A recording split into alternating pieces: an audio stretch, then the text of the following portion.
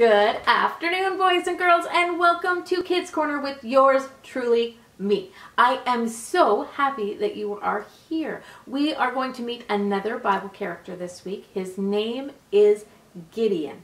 I don't know if you've ever heard of him before, but he's a pretty cool guy. Do you know that he was the smallest in his family? He was the weakest. He led an army that was known as the weakest group. Yet God used them mightily. But I don't want to wreck the story. So I want Gideon to be able to tell his story so that you can hear it straight from the person that was there. So right now you know what we need to do. We need to stand up and we need to stretch. Oh, I need to stretch. I think I've been sitting too long. Okay. And we need to get ready to do the actions to this very cool song, and I'll see you back here in a sec.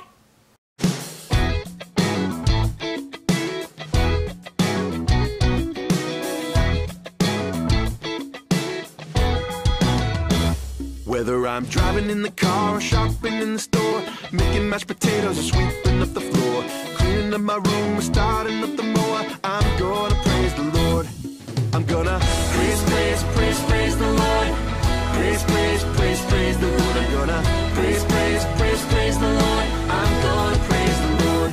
Whether I'm dancing like a robot or reaching for the stars, running through a sprinkler or climbing monkey bars, swimming in a lake or rocking my guitar, I'm gonna praise the Lord. I'm gonna praise the Lord. Praise the Lord. I'm gonna praise the Lord. I'm gonna praise the Lord. Everybody on the left, what you gonna do now? Praise the Lord. Everybody on the right, what you gonna do now? Praise the Lord. Everybody in this place, what you gonna do now? Praise the Lord. Everybody on the left, what you gonna do now? Praise the Lord. Everybody on the right, what you gonna do now? Praise the Lord. Everybody in this place, what we gonna do? We're gonna praise the Lord. We're gonna praise the Lord. We're gonna praise the Lord. Praise the Lord. We're gonna praise the Lord. We're gonna praise the Lord. We're gonna praise the Lord. We're gonna praise the Lord.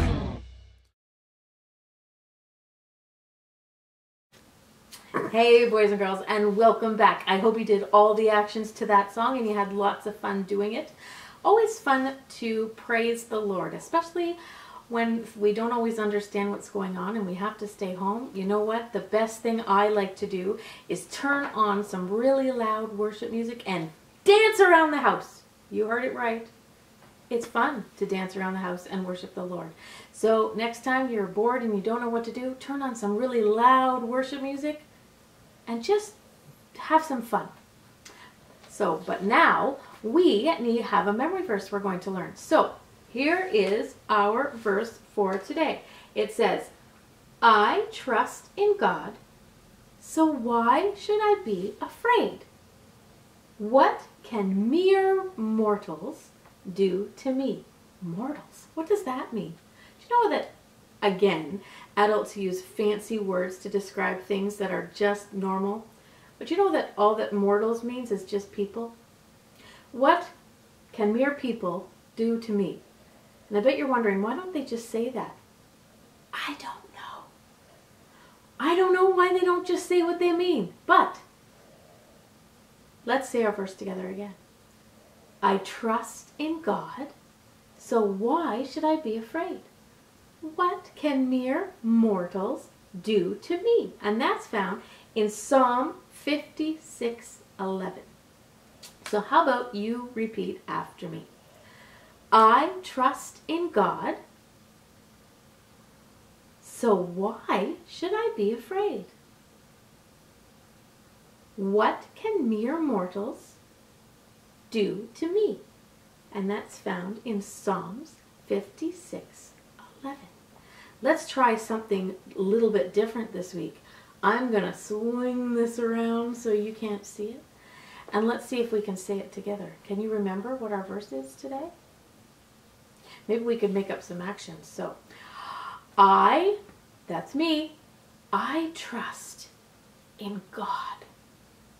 So why should I be, and how do you act when you're scared? Maybe we could bite our fingernails. Why should I be afraid? Why should I be afraid? What can mere, now we're going to say mortals, so what can mere mortals, or just people, do to me? What can they do to me? And that's found in Psalm 56:11. So if you want to take a picture of you saying that, doing that verse, or maybe if you wanted to write it out and then send me a picture of your drawing with it written on it, that would be an amazing thing for me to see. I'll put my email at the end of this video so that you can send me a picture. That would be great. It is on your cards if you have that deck of cards still. It is on the card of Gideon. So let's, with no further ado, let's meet the man of the hour. Let's go meet Gideon and hear what he has to say. And I'll see you back here after you talk to him.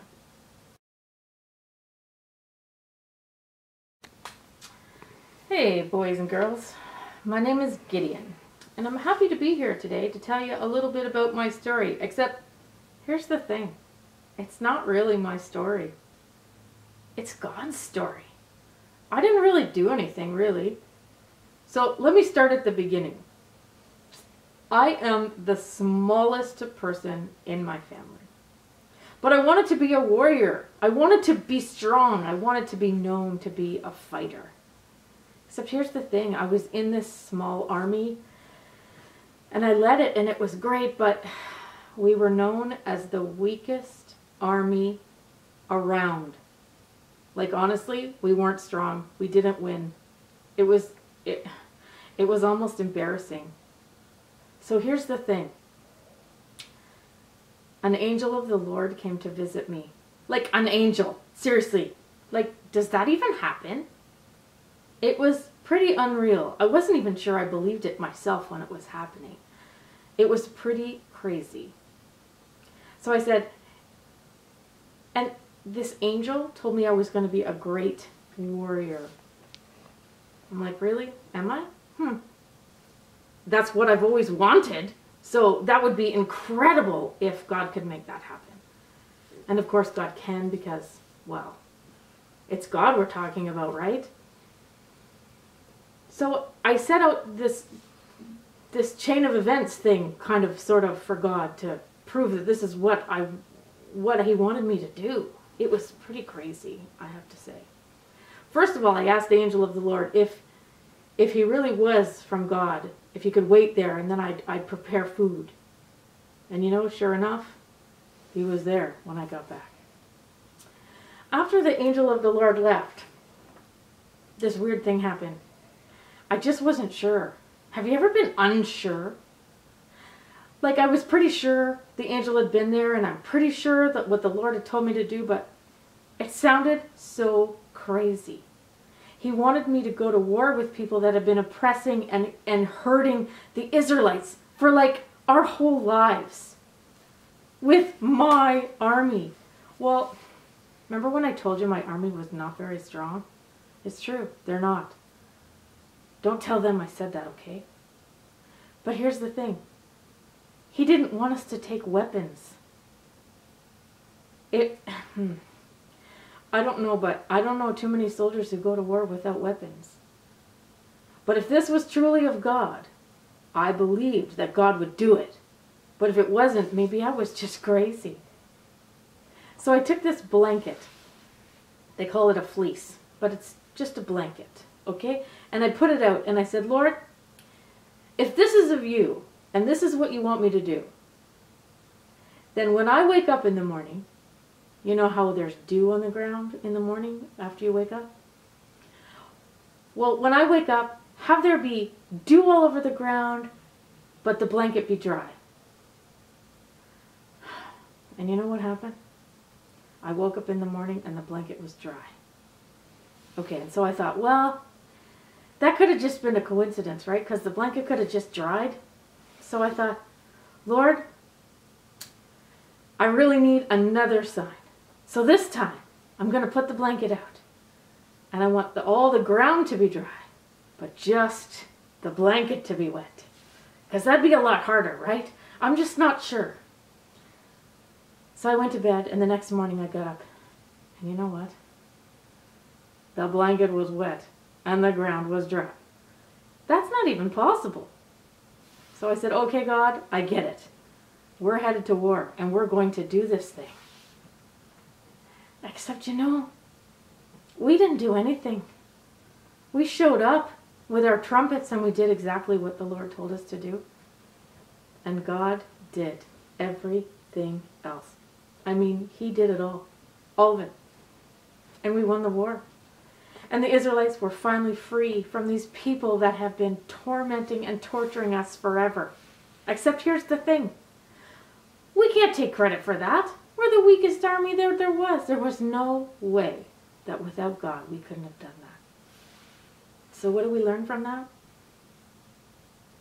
I'm the weakest person there was, and He used me, and He won the war through us. But He still did it. God can take care of us, so we don't need to be afraid. So I just encourage you kids, do what God asks you to do, and you're never too small to do it. Because I am not the size of any warrior. But God used me big, and He'll use you too. Thanks a lot. See you later. Hey everybody, and welcome back. Can you believe Gideon's story? Absolutely incredible. He met an angel. Not too many people get to meet an angel and actually sit and have a conversation with them. Do you know what's even funnier about Gideon's story though? Is that an angel shows up, tells him that he's going to be a mighty warrior and that he's going to win all these battles. But Gideon needs proof. He says, it's great that you said that, but Lord, if that's really you, can you show me? And what does God do? Of course, He shows him, right? Does exactly what Gideon asks. But then, he doesn't believe again. And he asks for proof again. And what does God do? Comes through again and does it again. How cool is it that sometimes as people, we might think that Gideon was weird for having to get confirmation on something, but sometimes it's not easy to do something that we know we're supposed to do, is it? Sometimes we feel too small or not good enough, but you know what? No matter who you are or what, Gideon was the smallest of his family and the weakest, but God still used him. Do you know that his army went into war without even having any swords? And yet God still did it. Because He doesn't really need us to do it, but He wants us to be obedient and do what He asks us to do. So Gideon took the exact number of people that God told him to take. They carried exactly what they told him that God told them to carry. And you know what? God won the war for them. Because God is just that amazing. So if you feel God telling you to do something and you need confirmation, you know what? God's pretty good about giving it. But if you know that it's from God, you just go ahead and you just do it. Because we don't need to question, do we? And don't ever think that you're not big enough or strong enough to do what God asks you to do. Because you know what? God will use you if you are willing and you're obedient. And that just means you do what you're told, right? God will use you. So just trust and have a great week. But before we go, we have one more song to do. So stand up and let's do some actions together. And I will see you again next week. Surf's up, dude. Your love pours down, splashes all around. It's as big as the biggest waterfall. Your love soaks me so completely till I'm drenched in the sweetest rainfall. And I will shout out loud, whoa, it's all over me and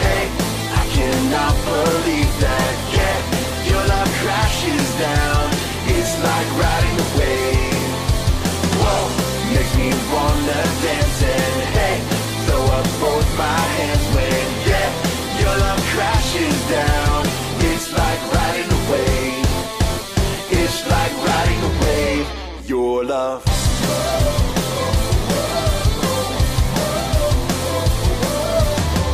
Your love pours down, splashes all around.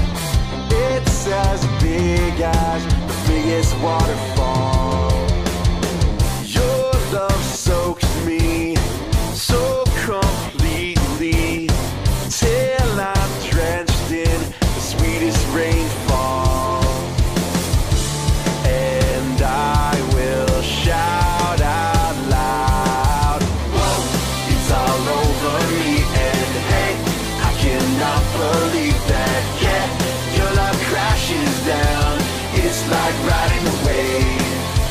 Whoa, makes me wanna dance and hey, throw up both my hands when, yeah, your love crashes down. It's like riding a wave. It's like riding a wave. Your love.